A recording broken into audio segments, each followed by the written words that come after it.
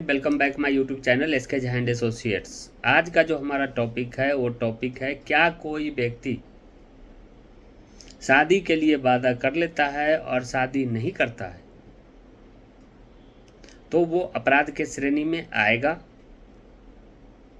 क्या उस व्यक्ति पर आईपीसी की सेक्शन 417 एप्लीकेबल होगा?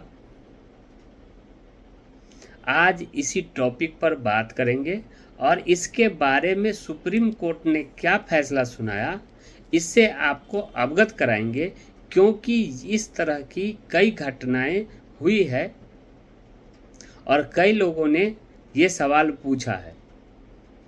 तो आज मैं आपको बताऊंगा कि अगर कोई व्यक्ति शादी की बात कर ले और उससे फिर वो इनकार कर दे या दूसरी शादी कर लेता है, जिससे बात हुआ उसके साथ शादी नहीं करता है, तो उस पर आईपीसी की सेक्शन 417 एप्लीकेबल होगा या नहीं होगा, इसके बारे में सुप्रीम कोर्ट ने क्या बताया है, क्या डिसीजन दिया है, ये मैं आपको बताऊंगा। आप मेरे चैनल पर बने रहने के लिए मेरे चैनल को लाइक करें, सब्सक्राइब कर लें, नोटिफिकेशन को ऑन कर लें, जिससे आपको इस तरह की अपडेट मिलती रहे। अब आपको बताते हैं, मेनली विवाद यह है कि शिकायतकर्ता और आरोपी शादी करने वाले थे और उसके पिता ने मैरिज हॉल को अग्रिम पेमेंट दे करके बुक भी कर लिया था, लेकिन शादी नहीं हो पाई और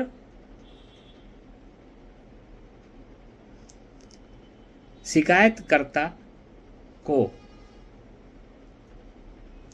पेपर के माध्यम से या किसी अन्य माध्यम से सूचना मिला कि वो किसी और से शादी कर लिया है। तो शिकायतकर्ता ने उस आरोपी के खिलाफ आईपीसी की सेक्शन 406, 420 एंड 417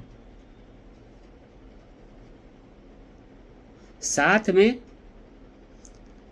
सेक्शन 34 के तहत एफआईआर दर्ज करवा दी।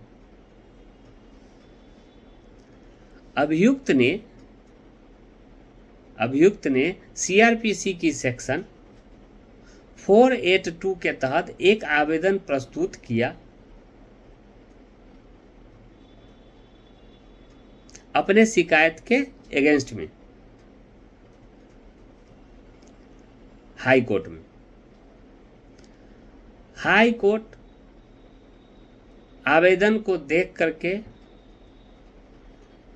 खिलाफ लंबित आपराधिक मामले को रद्द करने के लिए आईपीसी की सेक्शन 406 और 420 की कार्रवाई को रद्द कर दिया, लेकिन सेक्शन 417 आईपीसी के तहत मामले को रद्द करने से इनकार कर दिया।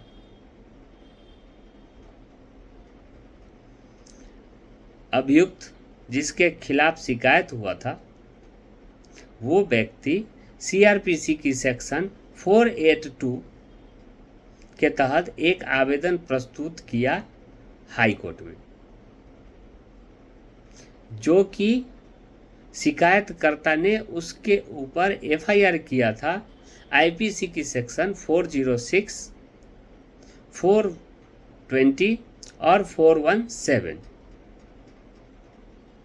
उसके अगेंस्ट में आरोपी ने,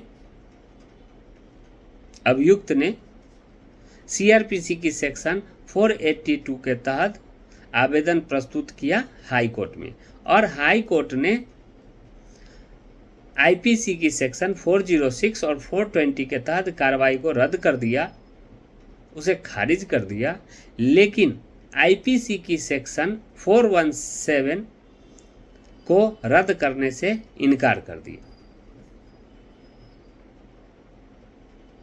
फिर आरोपी ने सुप्रीम कोर्ट का दरवाजा खटखटाया। सुप्रीम कोर्ट में गया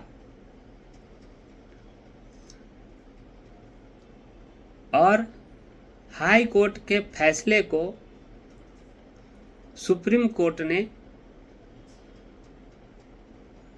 पलट दिया।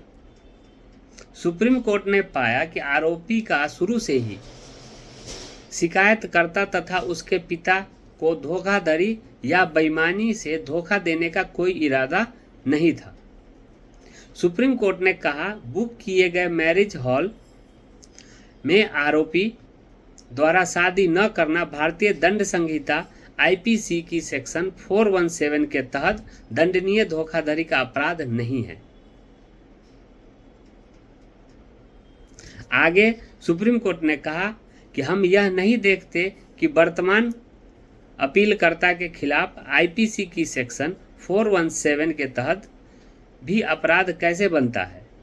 विवाह प्रस्ताव शुरू करने फिर प्रस्ताव वांछित अंत करने तक नहीं पहुंचने का कोई कारण हो सकता है। अभियोजन के पक्ष के पास कोई सबूत नहीं है, इसलिए 417 के तहत कोई अपराध भी नहीं बनता।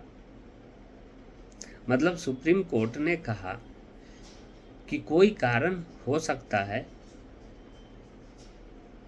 कि अपराधी शादी के वक्त नहीं पहुंचा, लेकिन इससे ये नहीं कहा जा सकता कि वो बेईमानी, धोखाधड़ी, चीटिंग करने के लिए उत्तरदायी है, क्योंकि इसके खिलाफ दूसरा पक्ष कोई एविडेंस नहीं दे पाया। इसीलिए ये सेक्शन इस पर एप्लीकेबल नहीं होता है। जस्टिस सुधांशु धूलिया और जस्टिस पीवी बराले की खंडपीठ ने हाई कोर्ट के फैसले को पलटते हुए कहा कि आईपीसी की सेक्शन 417 के तहत दंडनीय धोखाधड़ी का अपराध गठित करने के लिए अभियोजन पक्ष के द्वारा यह साबित किया जाना चाहिए कि आरोपी की ओर से धोखा देने का इरादा शुरू से ही किया गया है। हालांकि हाई कोर्ट ने अपने फैसले में आईपीसी की सेक्शन 417 के तहत आरोप को रद्द करने से इनकार कर दिया था और बाकी उसने हाई कोर्ट ने 406 और 420 आईपीसी की 406 और 420 को रद्द कर दिया था। खंडपीठ ने कहा, बार बार इस न्यायालय में दोहराया गया है कि धोखाधड़ी के अपराध तभी माना जाएगा जब इरादा शुरू से ही होना चाहिए धोखा देने का, और शादी से पीछे हटने पर आईपीसी की सेक्शन 417 के तहत धोखाधड़ी का मामला नहीं माना जाएगा, ये सुप्रीम कोर्ट ने कहा।